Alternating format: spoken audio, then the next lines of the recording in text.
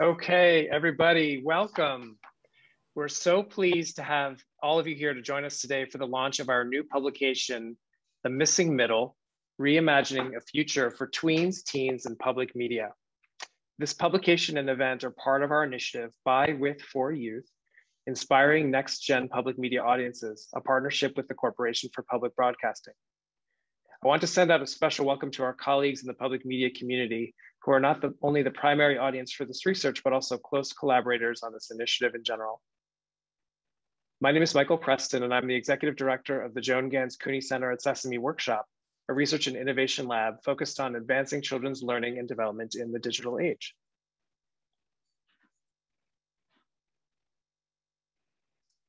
There we go. We work across sectors, including researchers, educational practitioners, designers, and developers of media and new technologies, policymakers, and funders. It's our unique privilege to serve this community and advocate for what's best for kids. We are named for Joan Ganz Cooney, the visionary creator of Sesame Street, who saw in the vast wasteland of television an opportunity for a new intervention that would help children everywhere learn how to grow smarter, stronger, and kinder. Thanks to the incredible reach of public television, Sesame Street was quickly available to children everywhere. We carry that mission forward into today's rapidly evolving media landscape, a place of tremendous abundance and choice, but also chaos and fragmentation, which has been cynically declared a vaster wasteland, but again presents us with an opportunity to innovate in the best interests of young people. Today, we're focused on kids between the ages of 10 and 17, or tweens and teens. They represent the focus of so much media creation today, including video platforms, social media, games, and other spaces where they can find like-minded peers, express themselves, learn, and play. They're undergoing critical transitions in their identity formation, growing independence, new relationships, cultivation of interests, and more. We know from Gen Z research that today's kids are eager to tackle the big problems and not wait for adulthood to make an impact. And we also know that in spite of this media abundance in which they live, they can be underserved with quality content. And herein lies the opportunity for public media, which for today's youth represents both a present and future audience.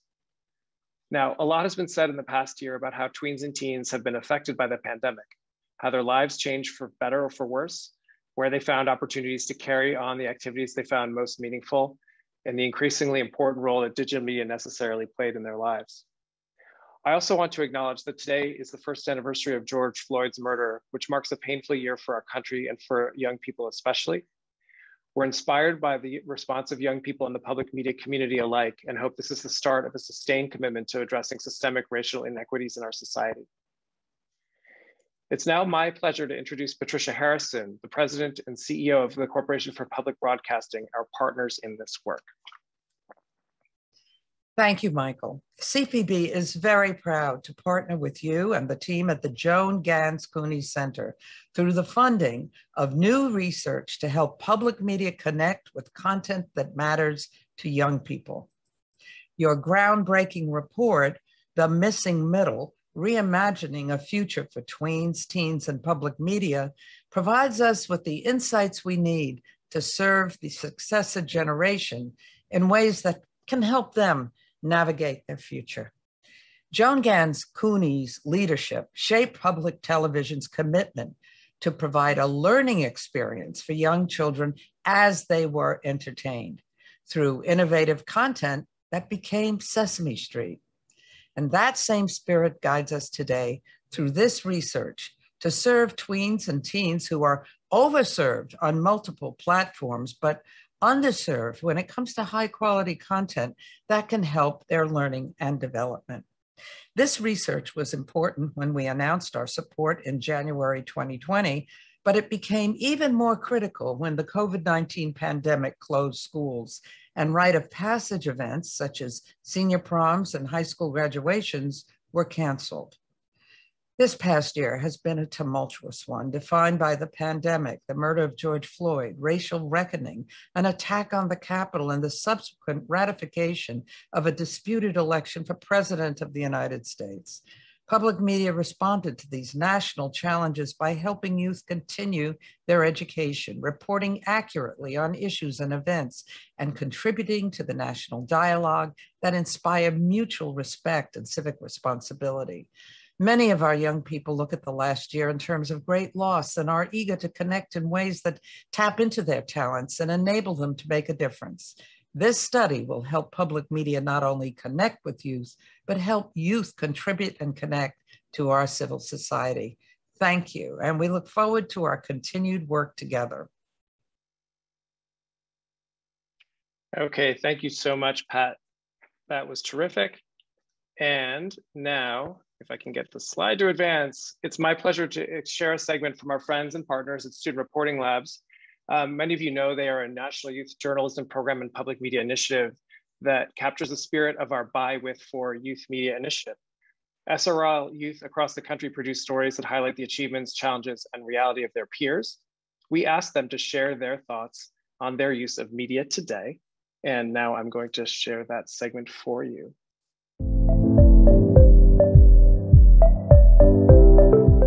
I use Google to learn everything. That's like the only other website I use, Google. I usually use Siri like when I'm driving, if I'm like wondering something because it goes through my car. But I do use Alexa. I have an Alexa in my room, so sometimes I'll ask like, oh, what's the recent news or whatever. Twitter, because they have the news feeds on there. And also by Siri, if I'm too lazy to type something in. YouTube, TED Talks, Khan Academy if it's related to a school subject, but I didn't need help with it or like extra tutoring, but I just need a little help, and so I'll go to Khan Academy. Outside of school, if I'm looking something up, I will typically go to Google. If it's educational, I like to use discus.com. If I'm looking up news, I'll typically go to Twitter or CNN's website because they have current events. The last thing I searched up is, what is chocolate and coffee together called? And I found out that it's called mocha. Beanie Babies. Anakin Skywalker.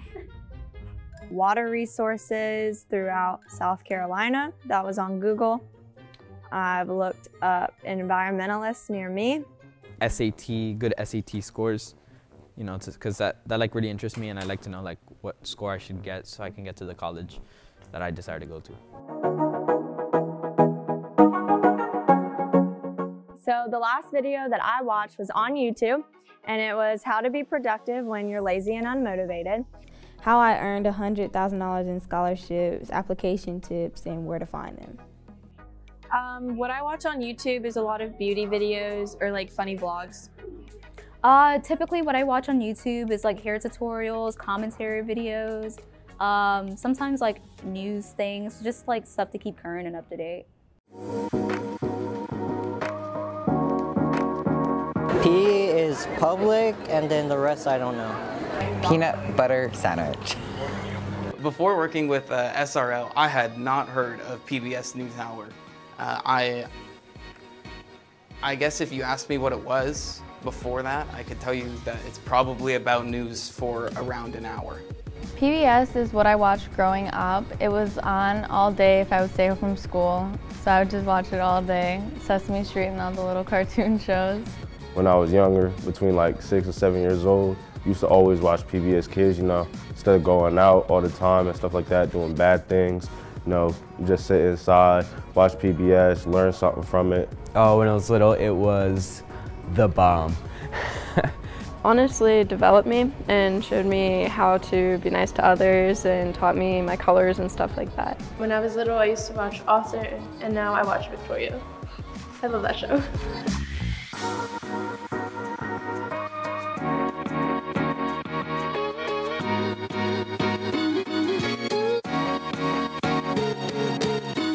There we go. All right, thank you everybody. Thank you so much to the SRL team, Leah, Elise, and all of the young people whose videos were added to this clip.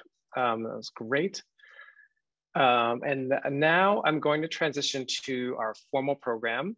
We're going to do this in stages. So we're going to kick off with our research team, Monica Bulger and Mary Madden, who are senior fellows here at the Cooney Center, share findings and insights from really a long process. As I mentioned, we started this in the pandemic, and they adapted and changed and managed to still complete a project that actually exceeded all of our expectations, and we're really excited to share with you today.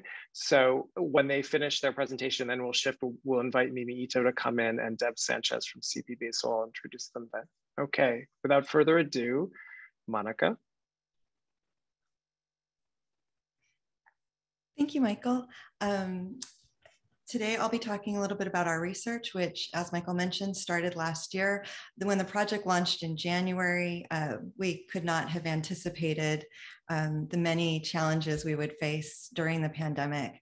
What we wanted to do was talk to youth about what mattered to them, what media they were using, why they used it, what they found productive for them, and what the gaps might be.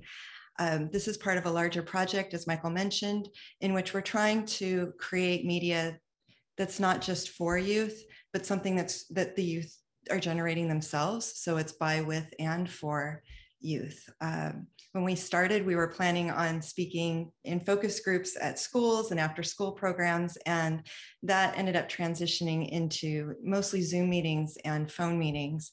But what ended up happening that we could not have expected was an unprecedented look into the youth's lives that we spoke with. We were speaking in hallways, in kitchens, in bedrooms through Zoom. The teens and tweens we spoke with had long days. They had been online for 6 to 7 hours, and yet they were still very willing to talk to us. As a side benefit, when we were doing orientations for these meetings, we spoke with parents and teachers and other youth organizers. So we ended up speaking with 50 youth aged 10 to 17 across the US. We specifically aimed to speak with students whose voices are often not heard. And so that included youth living in rural areas. We spoke with youth in low-income families. We spoke with youth who had recently immigrated to the US. We spoke to youth, LGBTQ youth, youth with disabilities, youth of color. We recruited from 9 sites in the Northeast, Midwest, South, West, and rural and urban and suburban areas. Interviews were typically in groups of 3 to 5 via Zoom and lasted 1 hour on average, sometimes 90 minutes. And a benefit of doing the interviews this way is we often ended up speaking with siblings too. And so that age range from 10 to 17 ended up being even more meaningful and profound. Next slide, please. What we talked about, we basically started with how they spend their time. What do they do in their free time? What do they find interesting? And then we also asked how they find new stuff and who they spend their time with. We also spoke about what issues are important to them, and particularly how this particular moment is different. So changes due to the pandemic. And since this was a study in which we were trying to build and improve public media programming for this missing middle age group, we spoke about their understandings of and experience with public media, as well as misconceptions adults might have about teens and tweens that is evident in the programming. And next slide, please. Unique to this moment, as I mentioned, the interviews were happening in their homes, and often, sometimes older kids were asked to babysit their younger siblings, so they were part of the calls, sometimes sitting quietly doing their homework. We saw the different spaces. We encountered Wi-Fi trouble. We had to shift to phones. We were talking during fires in California. We were talking during protests. We were talking during uncertainty around the elections, and we really tried to create a safe space in which we could discuss whatever was going on in those moments. And what we found were that the tweens and teens were spending up to 6 to 8 hours online for school. They were needing to learn multiple technologies in order to do this. They had varying degrees of digital literacy in the home in order to help them with tech support, and varying degrees of tech support happening from the schools. A major finding in that moment was that that most of the teens and tweens we spoke with were bored with tech and were they had reached the end of what they felt was possible, and were embracing new physical activities like crafting, painting, learning to play instruments and sports.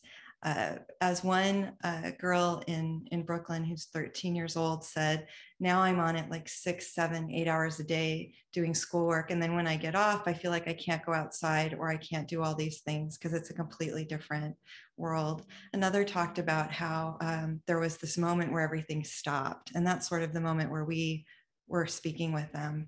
And a major challenge we found in recruiting was that there was a closing of a lot of the outreach and after school programs that support teens and tweens.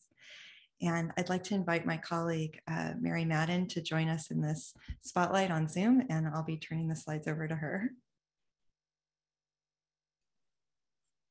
Hello, everyone. Thank you so much for joining us today. We fully understand how much competition there is for your time and attention. And so we really appreciate you carving out the time to join us. So as Monica stated, one of the main motivations for this research was really to understand the current media landscape for youth today. Both Monica and I have been researching youth and technology for many years. And one thing we know to be very true is that you have to be constantly in the field to understand what current preferences and behaviors and attitudes are.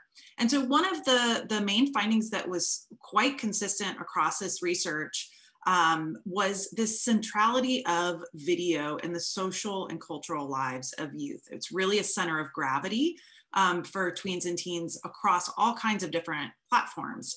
It serves as a form of communication, it's entertainment, it's educational. And in terms of discovery, social media search and recommendations are really paramount. So we heard a lot about TikTok personalized for you recommendations as a way many kids were finding out about videos or shows that they wanted to watch. It's usually the first place that they find out about news events for those that do use TikTok. Gaming, of course, was incredibly important during the pandemic time. It's popular already and especially popular with boys. But we heard from a lot of kids who were saying, this was the way that they were hanging out with their friends when they couldn't be with them in person, often supported by apps like Discord, where they can just talk and hang out, play multiple things, do whatever. But that was sort of creating a social space for them when they couldn't be together in their normal activities.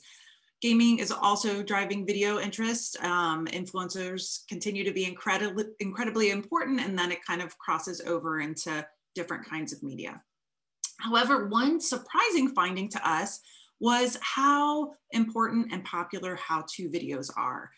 Kids told us, and we heard in the video from SRL, so many kids are searching for and answering their everyday questions through video, how-to videos specifically, whether it's something they're struggling with in school, whether they want to learn a new skill. And so we think this is an area where public media has an opportunity to serve up quality and trusted content moving forward. And another area where teens told us that they felt the current offerings were perhaps lacking is in terms of authentic representations of youth experience. So we heard from one boy in Pasco County who was 17. He said, I feel like I can't really think of a show that's just really gotten what being a teenager is like. This is not a new problem. Adults have for many years had a hard time getting what it's like, even though we were all once teens. A girl in Bronx who was 17 similarly said, I prefer watching people that are my age instead of watching like older people play roles that are supposed to be my age. The show High School Musical came up in some of these conversations, shows where you have people in their 20s portraying teenagers. Kids were really eager to see kids like them on screen. And finally, the sister of the Pasco County boy who was 13 said, when adults assume that we're all the same and hang out together, that's probably one of the bigger misconceptions. We're not all outgoing, we're not all depressed, and it's wrong to assume that we're one-sided. So a lot of the kids we spoke with were really sensitive to these stereotypes about youth, and felt that their reality and their friends reflected a much more flexible and diverse kind of environment where kids could move across different identities and interests. And so similarly, being relevant and acknowledging these changes that kids may one day want to be wearing the anime outfit and the next day they're really into retro 70s wear, etc., is really, really important. Kids say that they have their own individual interests. They come up with their own new ideas. They're not always following the mainstream trends. A boy in Bossier City, Louisiana, talked to us about a time when the school was trying to, I believe it was a teacher, was trying to, connect with the kids and be relevant and using memes. And he said, the stuff we're looking at is constantly changing. And the funny videos and pictures we're looking at online are constantly changing. And, often adults don't get it. By the time they try to use a certain meme, it's already out of date. Similarly, a girl in Arlington, Virginia, who's 13, said, I think our generation is a lot more about change. And I feel like sometimes some adults don't really fully understand that. I thought that was one of my favorite quotes and kind of sums up this whole project in a way. So where are youth eager for more support? Well, navigating information chaos is clearly just as much of a challenge, if not more, for kids as it is for adults. They are learning how to learn about the world and they need support. In some cases, kids are getting some support through school. In many other instances, they are not, but that is an area where they could use more support. Advocating for issues they care about. Youth are really engaged in, as was mentioned earlier, the racial justice movement, environmental issues, political issues, and they want to be heard and understood. They are used to, in their informal learning environments and in their social environments, being able to express themselves, being heard and understood. And so they feel misrepresented by media when they are disconnected from the process of engagement. And finally, they really want to have resources to learn practical, creative, and fun things. And I wanted to include the point that kids like laughing too. They like really funny content. We heard a lot about kids turning to online media, digital media, shows, platforms, social media, just to laugh during this time that was so difficult and otherwise stressful. And so one area where we see a lot of potential for supporting kids, and particularly is quite ripe for public media to meet that challenge, is on helping kids navigate current events and information seeking. So we again heard from kids from SRL who were talking about that. One girl in our interviews from Arlington, who is 13, talked about how TikTok is sort of how she gets her information. She'll see if it's true by asking her parents about it, but sometimes there are things she doesn't feel comfortable asking her parents about, who can be another trusted third party to help assess the veracity of that information. We did hear from multiple kids that they, understand sort of the different choices they make for various sources depends on the kind of information, right? If it's serious information, as a boy, 16-year-old boy from Knox County, Illinois told us, he'll turn to traditional legacy media.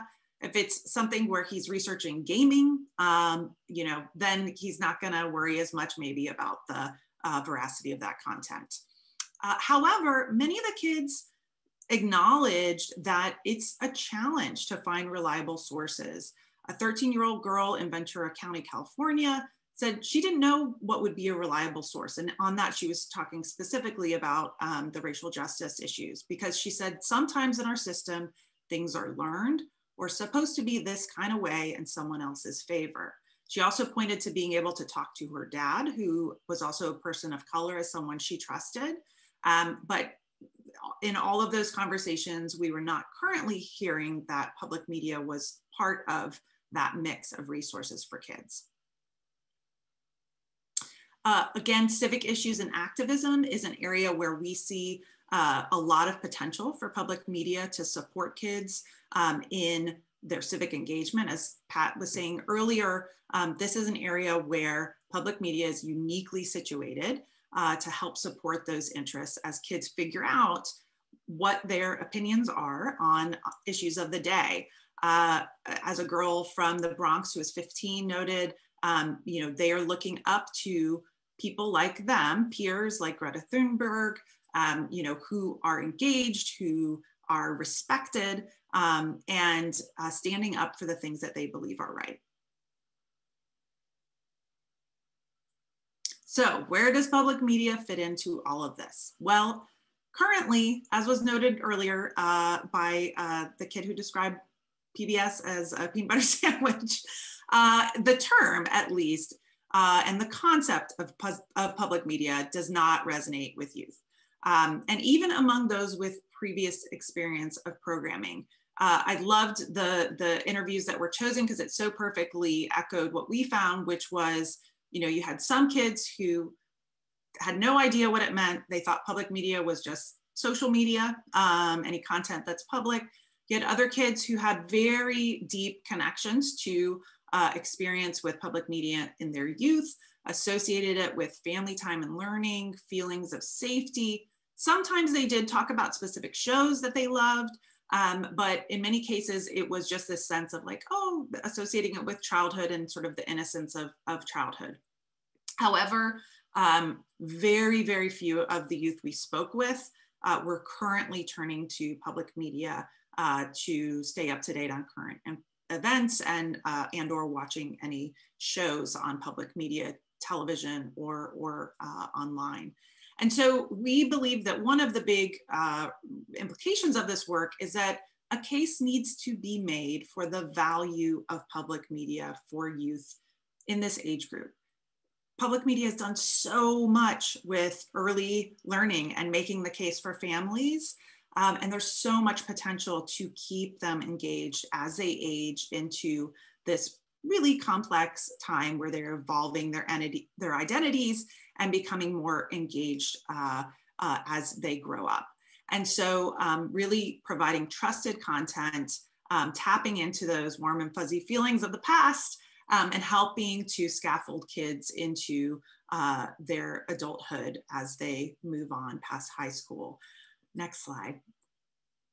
So how do we do that? Well, clearly the old model of broadcast TV is not something that kids are turning to. They're largely viewing app-based content that's on demand, it's personalized. And what does this mean for public media programming? Public media does not have an advertising-based model that can fund enormous initiatives. And so we have to think creatively about how we support kids and where we carve out niches for them to be engaged. So one 13-year-old boy in Ventura County, California says, well, right now or recently, I don't really watch TV. I don't know what's on there anymore. I used to watch it as a kid. Then I started growing up and I just stopped watching television. So that quote in part reflects some of the ways in which kids, as they grow, want to differentiate themselves in developmental stages from their earlier interests. And so it's important that we think about content and initiatives that are relevant and interesting and cool to kids in this age group. So takeaways as we close this out. We believe that one of the key takeaways from this work is that our method is really a model that can be taken up of talking to tweens and teens, asking for their opinions, and thinking about what is possible and what might help fill some of these gaps in commercial media. That's a model moving forward. Kids are grateful for a chance to be heard. They were surprised that we were asking them for their opinions and taking it seriously, treating them as experts of their own experiences. And so we really think this is an important space where public media can differentiate from YouTube and other platforms, taking kids seriously, acknowledging what they have to say, and keeping them engaged as content is developed. A few additional takeaways. We see that These teens and tweens are listening when content is relatable and presented by their peers. That's what's normal for them. So public media has an opportunity to expand content that addresses current events, politics, and other issues of interest that are through youth-focused news, like so many programs like SRL and others have been doing, but in a more expansive way. How can we expand some of these early sort of adopters who have been so innovative in a more expansive way? And finally, youth are dealing with complex topics and issues in their lives, particularly older teens, and they want stories that reflect that reality. Many of them told us that they're seeking more mature scripts. They have access to all of this content on Netflix and Hulu that is not the kind of storyline that resets after each episode. It's something where they can binge watch it, and the characters are complex. And so we need to recognize that they have access to more mature content, and when they are served up content that feels like it is more signaled towards their younger years, that's not likely to appeal to them. They're not afraid of complex issues.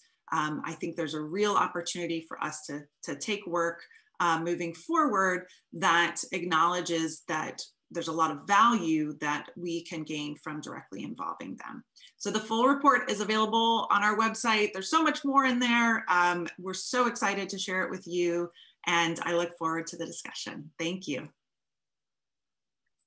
Thank you so much, Monica and Mary. That was terrific, and really just the beginning, I think, as people start to digest the takeaways from the report. So thank you for the tour and some background on what you learned.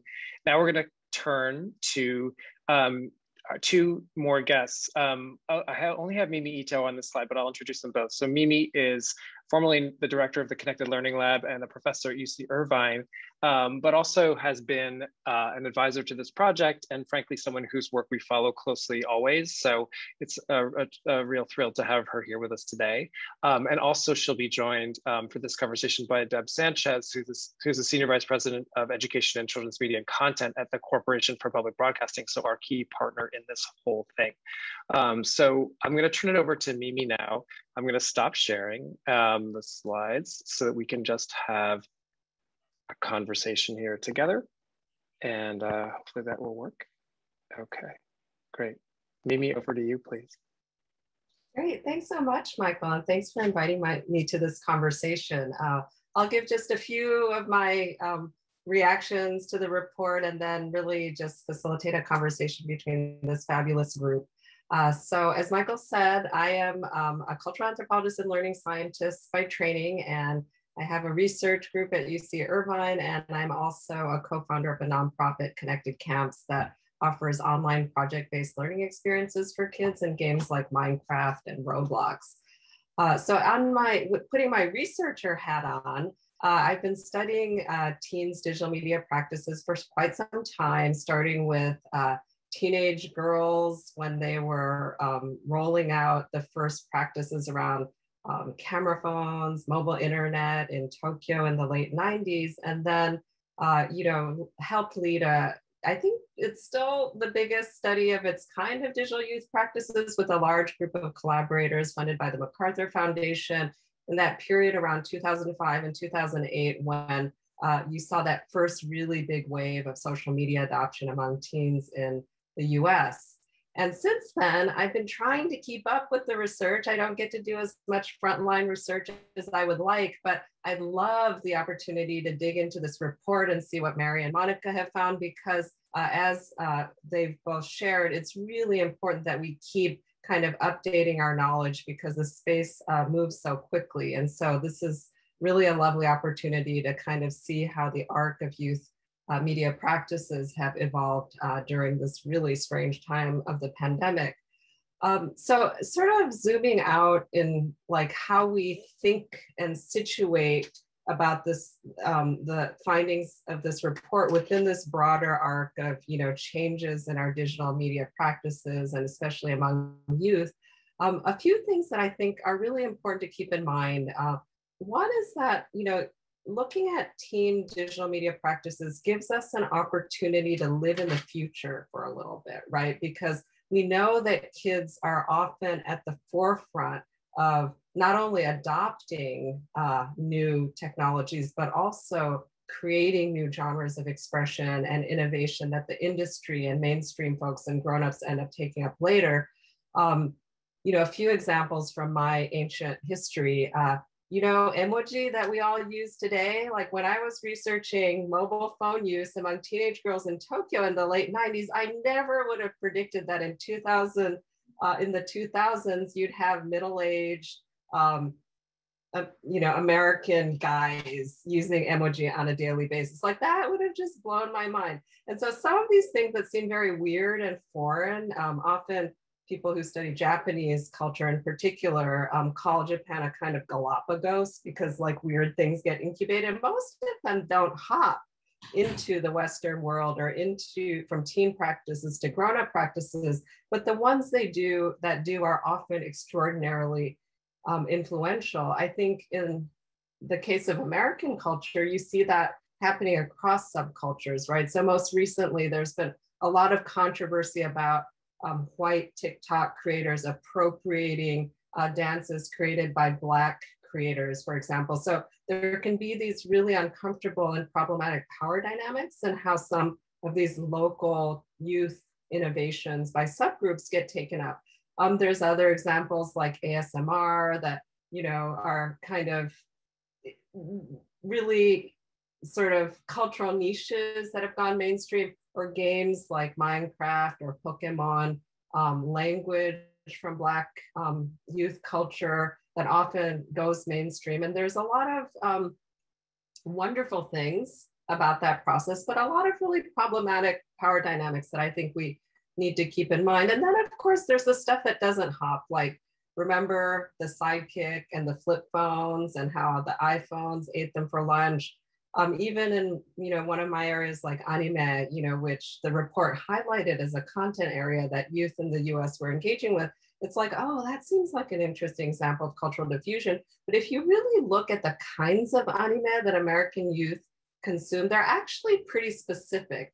And in fact, the majority of genres, especially those in the girls genre like shoujo, actually haven't hopped upon for the most part. So a lot of things, a lot of the art of what you're going to have to do as you interpret this report is really trying to understand, like, what are the things that are kind of flashes in the pan or very localized. And it doesn't mean they're not valuable, but it's really important to understand like things like gaming and digital video, which, you know, Mary nicely highlighted, was sort of on an arc, and the pandemic just accelerated an arc that was already happening, versus things like, you know, and the social justice movements around racial justice. In a way, it was, you know, obviously the murder of George Floyd catalyzed something extraordinary, but there was this arc that was accelerated during those times. And so the pandemic, you know, I was in my little corner of the strange internet where we believed that social gaming was good for kids, and we were chugging along, and then suddenly the pandemic hit and everybody was in my weird little corner of the internet. And you know, we hired 100 college kids and served 20,000 kids, and it was just crazy. And then now it's going back down, but some of what people experienced during that time is going to stick. So decoding what that is really the opportunity we have at the moment, where, you know, we've shaken the snow globe and the snow is falling, and we don't know if those grooves are going to be out in the same way as they were in the pre-pandemic world. Inevitably, some things are going to change. And the cool thing about it is, I think all of you here have the opportunity to actually shape how that landscape is going to look in the future. So as you read the report, a few things that I would love to surface and just for discussion today. So one, what are the emerging and underleveraged voices and needs that have become visible during the pandemic and through this research? And how can you amplify these positive practices and voices in a way that really is about sharing power, elevating youth expression, rather than appropriating and filtering it through an adult lens, which came out really clearly in the report as something youth did not want you to do. And how can you do this in a way that keeps in mind structural inequity? As a guiding framework for all of this research, understanding and honoring the diversity of youth experience. It isn't one size fits all. And this is the really thorny piece, I think, where I would really look to all of you for creative thinking, because there's, I think, a role of public media to work against the pull of commercial media for popularizing and appropriating culture from especially minoritized and marginalized groups. This may mean working very locally, designing for specific populations of youth, with, I would hope, a focus on vulnerable and underserved youth who are being invisibilized by mainstream commercial media. The report does a really great job of highlighting how not youth are all the same, and it really feels like public media is a strength here, and you all are the experts of how to bring that into fruition. So I want to turn it now to our panelists, and I'll start with Deb. You were one of the prime instigators for this work. What were your goals and what was the context here? So thanks, Mimi. Thanks for being here. Thanks to Michael, Monica, and Mary for the work and the team at the Cooney Center. So this started several years ago, and we were looking at, obviously, the changing media space for some time and looking at what was happening in broadcast and the desire to really, think about what the digital space looked like for public media.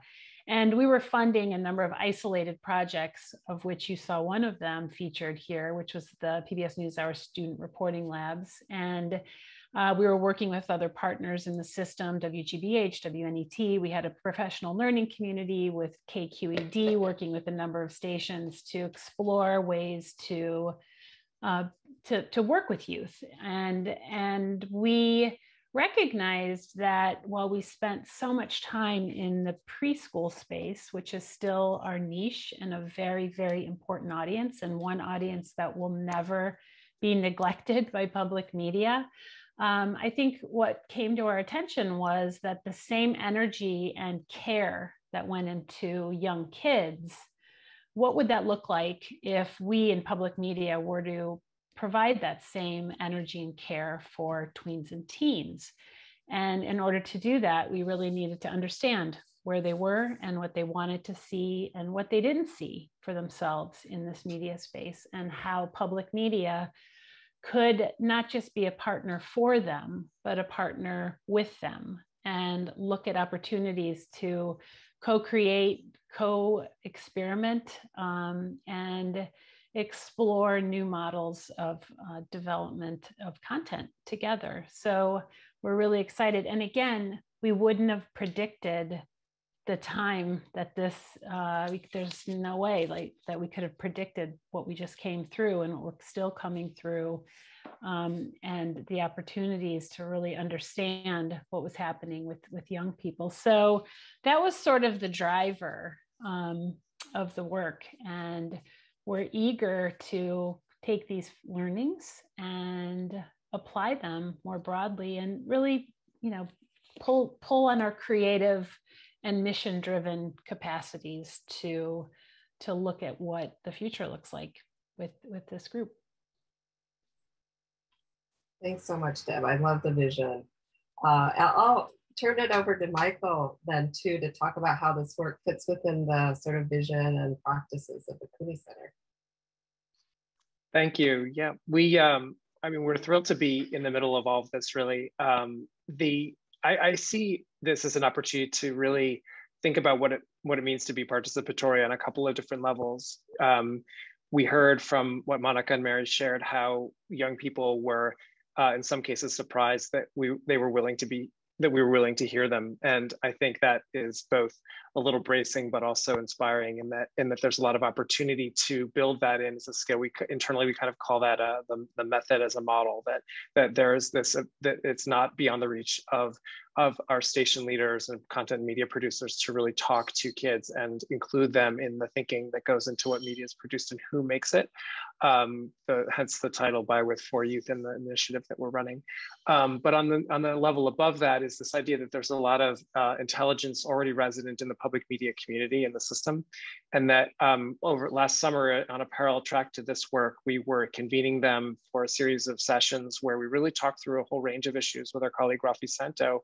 And it really showed us how much potential there is for us to collaborate with this group. And we're looking forward to helping them surface these new ideas, learn how to collaborate across stations, across the network, and also to build in those local connections so that youth are really in the driver's seat more, and there's sort of shared learning that happens for everybody. Great, thanks, Michael. I love the youth-centered approach. Very near and dear to my heart. So I know there's a lot of questions in the Q&A, and maybe I'll just pose one question for Mary and Monica as we transition. It is something that I saw pop up in the Q&A as well. And then I think, Michael, you'll moderate the Q&A after that. So I guess one question is, what were some of your big surprises? Your report confirmed, a lot of the things that were already ascendant in the ecosystem, but what really popped as something new and different for you?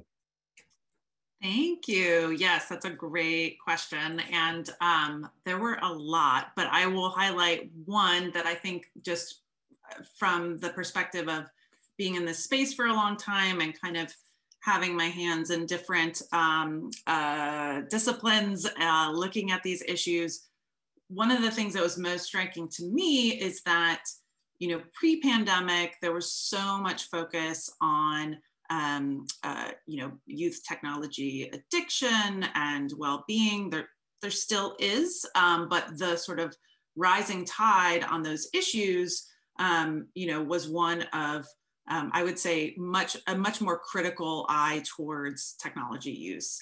And then pandemic happened, and all of a sudden kids needed to be online and engaged all the time. And so when we spoke to kids, one of the surprises was that, we heard quite often that kids had their screen time rules loosened out of necessity. They were, of course, online for school, then they were online playing games. That was a very important form of critical support for them. However, at a certain point, they would get bored, and they sort of, had this desire to take up physical crafts and activities, to, do things outside much more, to learn new instruments, etc. And they didn't completely abandon their offline lives, but they used social media, digital media, video to support their interests and learning new skills. And so I think that really sort of shifted a lot of people's thinking about, and as you're seeing, Mimi, and all the interest on the connected learning camps, what's possible when content is designed with youth in mind, or when they are able to form communities that serve their needs. And so Discord was a really fascinating example of that, how kids really moved to Discord to create their own communities where they could hang out, share all kinds of content, right? And kind of have that space that's carved out for them that's their own. And in addition to the amazing findings that Mary just shared, another maybe not really surprising, but definitely something that came up quite a bit in the interviews was tweens and teens' lack of understanding of the business models of the apps they were using. So they did understand limited things. Like they would tell us that they needed to watch the full ad on YouTube for the influencers they were following to make money. So they were understanding it to a certain extent, but they didn't necessarily understand that the way TikTok ads, that creators, things that didn't seem like advertising were, or how public media was actually funded, and the difference between public and commercial. So those were interesting areas that we think that improving their understanding would be useful. Thanks, Monica and Mary. I'll hand it over to you, Michael, for more questions. All right. Yeah, we only have a few minutes, so I'm gonna pick a couple of the questions. Thanks everyone who's asked a question so far in the Q&A, and I see that Monica has been furiously trying to answer a few of them in line. Here's an interesting one. So we had a question from Bella Desai about how-to videos, which is one of my favorite subtopics of all of this work, and she writes, were there specific content areas this applied to? Were there particular sources on YouTube the youth were going to, and how did this intersect with the issue of trustworthiness and reliability? Thank you. I think that's an excellent question. And we saw cooking. We saw a lot of how-to videos on gaming, of course, how to get to the next level and different music, embroidery, crafting, sports. Those were the main topics, but also help with homework. An interesting element that we weren't really able to address in our presentation was conversations around things that they weren't learning in school that they were interested in. And we interviewed a Girl Scout troop in Texas, and they provided some examples such as learning more about Christopher Columbus outside of sort of the more heroic kind of presentation that might happen in school.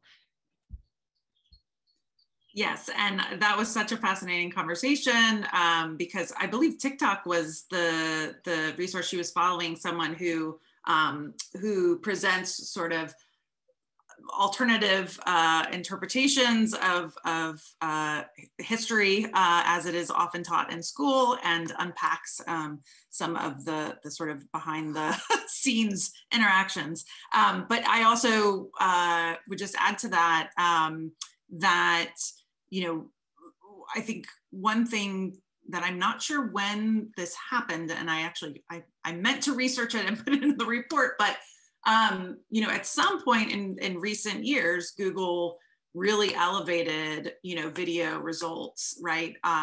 When you ask a question of how to do X, you know, often video results are appearing at the top now. So that's certainly, you know, having a huge impact based on what we know about search behaviors. And in terms of who kids are following, I mean, it's certainly a lot of it is interest driven and topic driven through search, but in some cases, you know, it's coming from social media. There are certain influencers that are into certain things, and that drives them to then explore and follow up more. Excellent, thank you, thank you. All right, it's hard to choose, and frankly, there's so many good ones. There's a lot on media literacy that I think we almost need to have a completely new webinar for. But in the meantime, I'd like to take Annalise's question about how whether the teens talked about media companies putting content on their platforms. So this is the invasion of the platforms that are kind of youth-owned, and you know, citing the example of Snapchat and how it may not have worked there. Did any public media?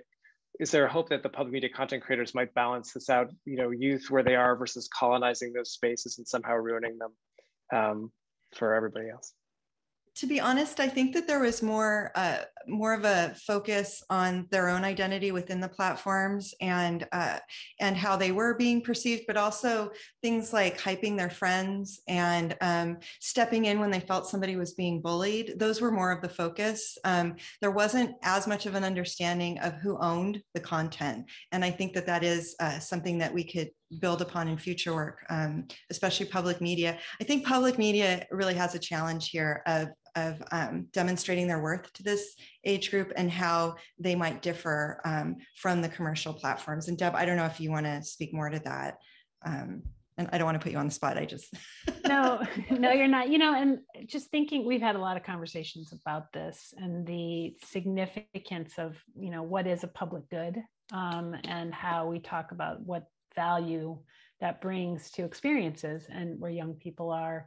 And, you know, when we set out to do this work, we weren't initially just thinking we're going to create a lot of spaces and places for young people to explore the content that we're making. It was also really about how are we connecting with things they're interested in, working with them to design those experiences and create a space and a place for them together with us. And that really is what drove it, I mean, continues to drive our interests and our work. So when I think about these spaces where young people sit with content, and the challenge I know that many of my public media colleagues think about with how do you compete? How do we create and make for these young people, because they're hungry for our information. And it's really about pushing ourselves a little bit out of our traditional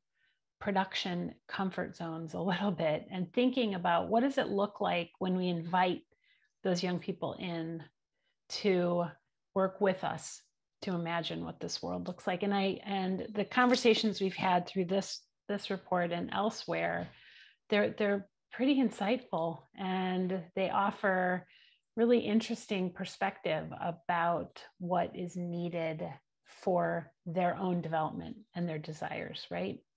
So I don't know if that answered the question, but it's what I'm thinking. Okay, we have only a minute to go, so I'm just going to close here. There are quite a few open questions in the Q&A. Hopefully we'll have the ability to respond to some of them in due time. But what I'm going to do now is share one final slide for follow-up purposes. Hopefully that will work.